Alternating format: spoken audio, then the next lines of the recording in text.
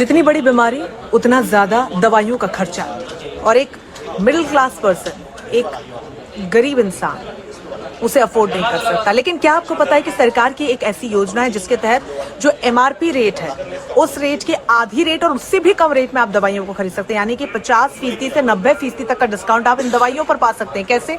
सरकार की योजना है जन औषधि योजना, जिसके तहत सरकार ने 9000 से ज्यादा जन औषधि केंद्र अलग अलग क्षेत्रों में खोले हुए हैं। और अगर आपको पता करना है कि आपके क्षेत्र में खुला है या नहीं खुला है तो एक ऐप है जन औषधि सुगम, इसको डाउनलोड कर लीजिए। वहां पर आपको लिस्ट MRP मिल जाएगी तमाम दवाइयों की, और पता भी चल जाएगा कि आपके इलाके में वो केंद्र है कि नहीं। अब ये काम कैसे करता है?